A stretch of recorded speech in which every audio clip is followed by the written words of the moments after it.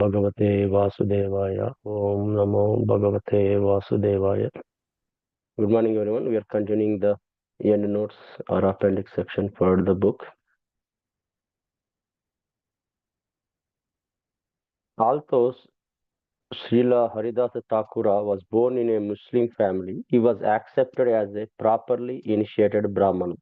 As such, he had every right to enter the temple of Jagannath Puri, but because there were some rules and regulations stipulating that only Brahmanas, Kshatriyas, Vaishyas, and Shudras, members of the Varnashrama Dharma system, could enter. Haridasa Thakura, out of his humility, did not want to violate these existing rules.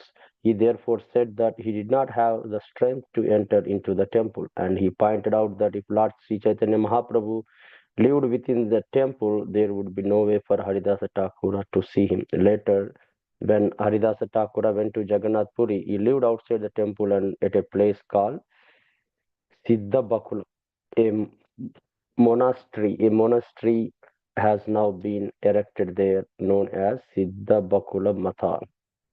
People who visit Jagannath Puri often go to see Siddhabakula and tomb of Haridasa Thakura on the beach by the sea. This is from Chaitanya Charitamrita Madhya 3.194.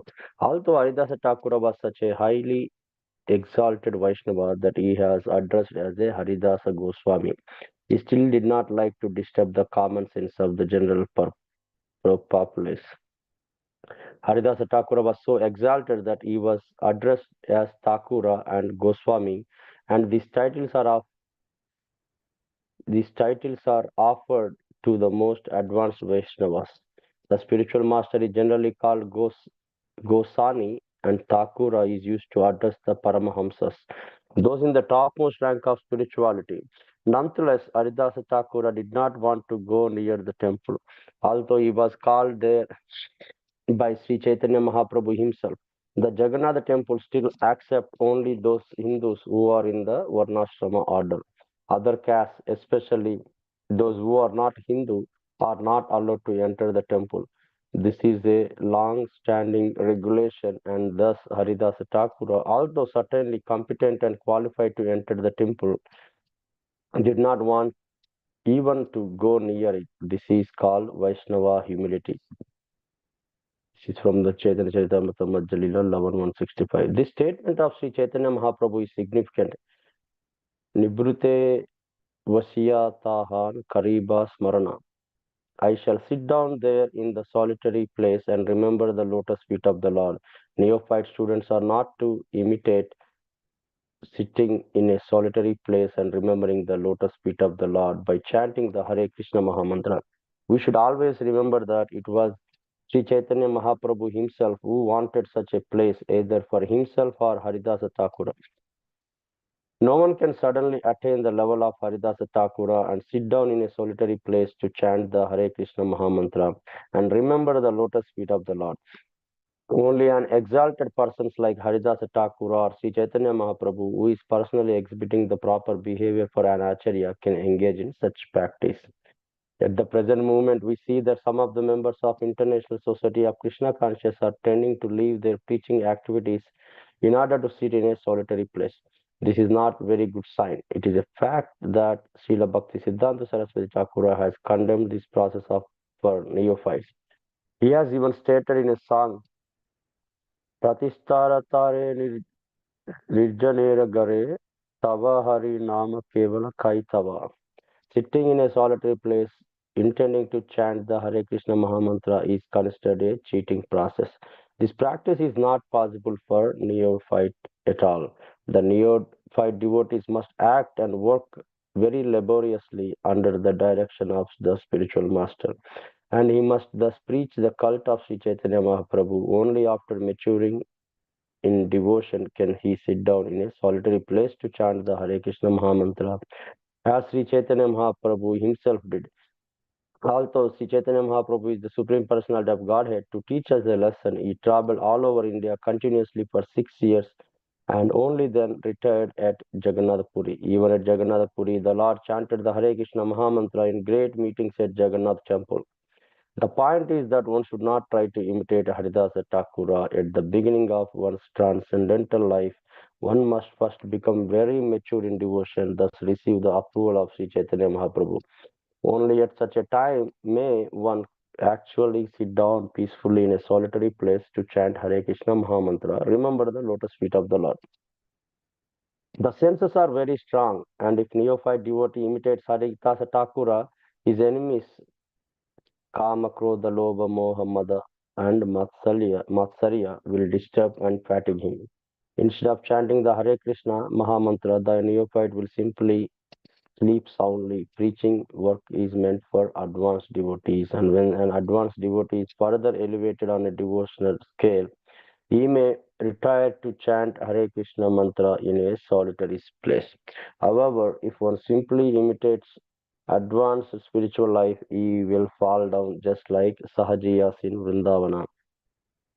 Chaitanya Charitamrita Madhya 11:176. By his practical example, Sri Chaitanya Mahaprabhu has shown us that all the grains of sand must be picked up thoroughly and thrown outside. Sri Chaitanya Mahaprabhu also cleansed the outside of the temple, fearing that the grains of sand would again come within. In this connection, Srila Bhakti Siddhanta Saraswati Thakura explains that even though one may be free from the desire for fruitive activity, sometimes the subtle desire for fruitive activity again comes into being within the heart. One often thinks of conducting business to improve devotional activity, but the contamination is so strong that it may later develop into misunderstanding, described as Huti Nati, fault finding, and Patistasa. Pratistasa, the desire for name and fame for higher position. Jiva Himsa, envy for other living entities. Nisiddhachara, accepting the things forbidden in the Shastra, Kama, desire for material gain, and Puja, hankering for the popularity. The word Tutiniti means duplicity. As an example of Pratishtha, one may attempt to imitate Srila Haridasa Thakura by living in solitary place. One's real desire may be for name and fame. In other words, one thinks that fools will accept one to be as good as Haridasa Thakura just because one lives in solitary place.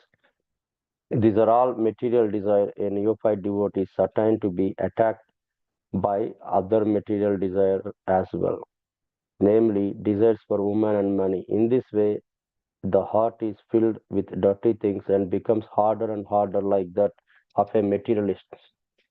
Gradually, one desires to become reputed devotee or an avatara incarnation. At, at noon, when there was an Upala Bhoga offering in a place called Bhoga Vardhana Khanda, Sri Chaitanya Mahaprabhu would go outside the temple. Before going outside, he used to stand near the Gaurastamba column and offer his obeisances and prayers. Afterwards, the Lord would visit Siddha Bakula, where Haridasa Thakura lived. After visiting with Haridasa Thakura, the Lord would return to his own place at abode of Kashi Mishra. Sri Chaitanya Charitamrita Madhya 15.6. I think we can stop here.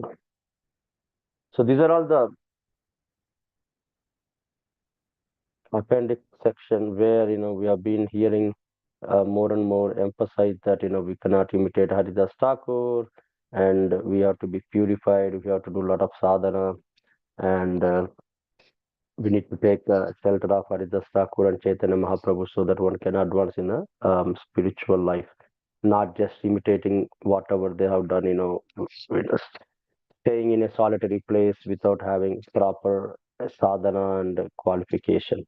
So I think for the age of Kali, Chaitanya Mahaprabhu wants us to be in chant Hare Krishna, be in Krishna consciousness, and also Nama Sankirtana, spreading the holy name of the Lord is the main instruction by Chaitanya Mahaprabhu. I think we are still neophytes and a lot to learn. I think our goal is to continue being in Krishna consciousness, keep trying to chant and as we keep getting purified, the more and more love and affection we get and serving these Vaishnavas, we can also get purified. But as you see, Haridas Thakur is very, very humble and humility. Even Brajavihar Prabhu was telling about yesterday how Krishnaraj Kaviraj Goswami, showing his humility in utmost importance. So humility and humble also one of the important qualification or trait one has to develop. I think in every book we read on the japa, emphasis on Shistastaka, especially the how to be humble and only in the humble state of mind when we chant uh, uh, for Krishna, we can get mercy. So until we reach that stage, I think we keep continue our sadhana. Hare Krishna.